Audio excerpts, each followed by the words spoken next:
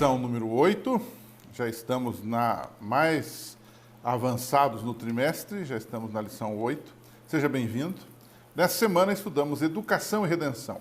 Qual é a ligação desta expressão educação com a palavra redenção, que é a salvação? Antigamente, nós ouvíamos muito entre nossas igrejas a seguinte expressão, havia uma propaganda até da escola adventista, se eu não estou enganado, que dizia, educar é redimir. E alguns questionavam esta expressão. Educação não tem a ver com matemática, com português, com geografia, com história? O que isso tem a ver com salvação? O que isso tem a ver com redenção? Bom, quando nós analisamos a educação de um ponto de vista cristão, bíblico, essas duas palavras são sinônimas. Ellen White chega a afirmar isso, né? Como é que funciona, então, esse processo que liga educação com redenção? Esse é o tema dessa semana, né? Nós temos que entender, em primeiro lugar, eu dividi a lição em blocos, como de costume. O primeiro é entendendo o objetivo do processo da educação / redenção, né? Todos nós entendemos que com a entrada do pecado nesse mundo, a imagem de Deus no ser humano foi alterada. E a grande pergunta é, o que é essa imagem de Deus? Esse é um conceito muito discutido, muito amplo, nós vamos para a eternidade estudar isto também, né? Mas a gente poderia resumir aqui que Deus nos criou perfeitos e prontos para um relacionamento com Ele. Pode-se dizer que aqui, na criação, antes do pecado, havia um encontro de mentes. Nós éramos, digamos, mais parecidos com Deus. Correto? E então, nesse encontro de mentes, se permitiu que dois seres, um divino e um humano, tivessem um encontro, tivessem um relacionamento. Porém, com a entrada do pecado, este encontro foi estragado.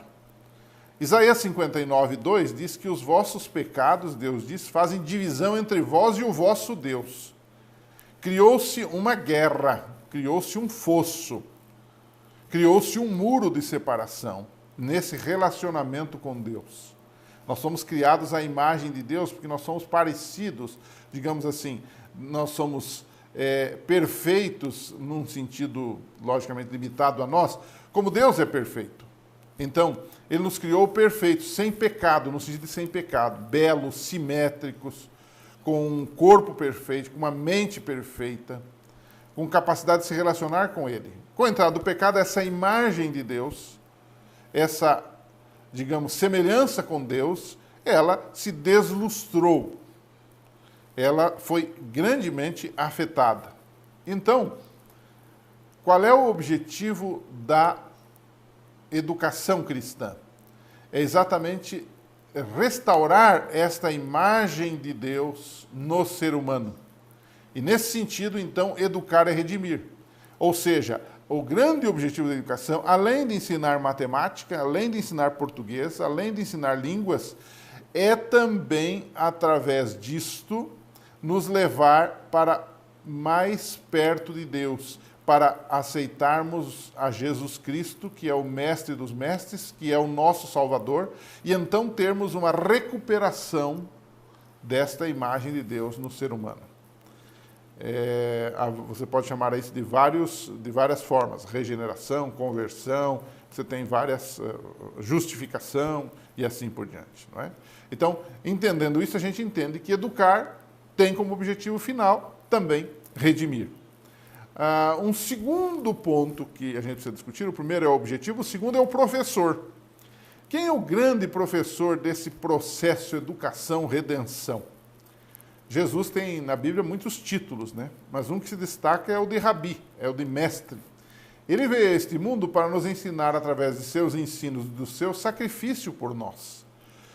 Isaías 11, verso 2, referindo-se à obra do Messias, né? Que é Jesus, o texto diz assim, o Espírito do Senhor repousará sobre ele, o Espírito que dá sabedoria e entendimento, o Espírito que traz conselho e poder, o Espírito que dá conhecimento e temor do Senhor. Ou seja, Jesus é o mestre por excelência desse processo educativo. tão por excelência que não apenas viveu, mas morreu por nós e ressuscitou e intercede por nós no santuário celestial. Terceiro tópico, o primeiro é o objetivo, o segundo é o grande mestre do processo. O terceiro tópico é outros mestres ou outros professores desse processo de educação e redenção. Então nós listamos alguns. Primeiro, os próprios profetas, né? Deus usou Moisés e os demais profetas, escritores bíblicos, para transmitirem essa mensagem de salvação e redenção providenciada por Deus. Então, eles eram professores. Se você tomar todo o Antigo Testamento, são aulas de Deus sobre salvação e redenção, nesse processo educativo, né? Na própria lei, nós também temos esse processo educativo de fazer com que o homem volte para Deus, porque a lei, ela não perdoa, a lei ela não salva, mas ela aponta o Salvador, ela aponta quem pode resolver o seu problema, né? E ali nessa lei também ela fala como você pode viver com sucesso esse relacionamento de aliança, de reconexão com Deus. Nas profecias, nós temos um resumo de como o povo de Deus viveu esses ensinos, né? E esse é um material tremendamente educacional, porque nós aprendemos por comparação, mas aprendemos também por contraste. Quando você lê, por exemplo, Crônicas, Reis, Juízes, e você vê o povo de Deus ali se debatendo com os seus pecados, você aprende a não fazer aquilo que eles faziam. Então, esse é um processo educativo. Então, nesse processo de educação-redenção, a Bíblia é o livro por excelência, né? Até nos Salmos a gente contém elementos de educação, né? O autor da lição disse que pelo menos o Salmo 1, o Salmo 37, o Salmo 73 são salmos de educação, são salmos educativos, né? Vale a pena a gente ler esses salmos, né? Provérbios, Eclesiastes também contém muitos ensinamentos práticos, né, que guiam no caminho da sabedoria, e diz que o temor do Senhor é o princípio da sabedoria, né?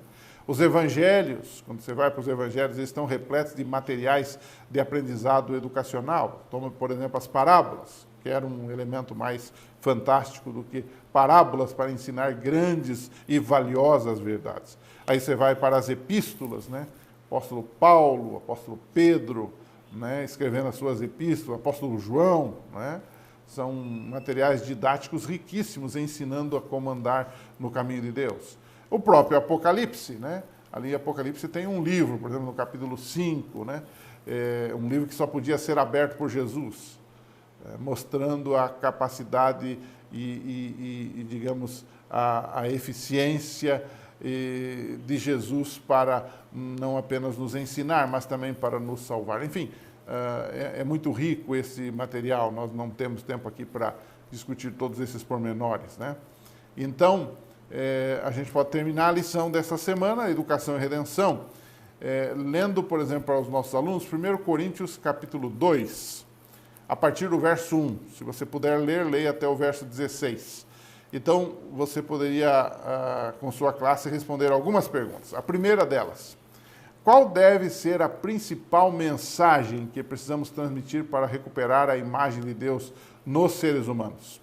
Você pode ler isso em 1 Coríntios 2, 1 e 2. Segundo, o que significa ter a mente de Cristo nessa recuperação da imagem de Deus? Antes disto, a nossa mente era uma mente poluída pelo pecado. Não era a mente de Cristo. O que é ter a mente de Cristo? Em resumo, é ser alguém convertido, alguém que pensa e age como Jesus, transformado por Ele, né? Uma terceira pergunta que podia ser respondida nesse processo é 1 Coríntios 2,10, né? Qual é a função do Espírito Santo nesse processo de educação e redenção, né? O texto bíblico diz que o Espírito Santo é uma espécie de guia que nos conduz, que nos faz entender as maravilhas de Deus na nossa vida, né? E aí eu deixaria uma última pergunta. Se você quiser ignorar as anteriores, faça pelo menos essa, se o tempo não permitir, faça essa última pergunta nessa fase de conclusão da lição, né? Uma pergunta provocativa, né? Se o Espírito Santo é fundamental nesse processo de educação e redenção, por que não o buscamos mais em oração? Por que não cantamos mais sobre ele? porque não pregamos mais sobre ele. E é interessante que a gente prega sobre o Espírito Santo muitas vezes num contexto apologético. A gente prega muito sobre o Espírito Santo para tentar provar a sua divindade, a sua personalidade e assim por diante, nessa discussão que muitas vezes temos com os unitaristas, com os antitrinitarianos e etc. e tal. Mas, individualmente, eu penso que devemos buscar mais a bênção do Espírito Santo na nossa vida.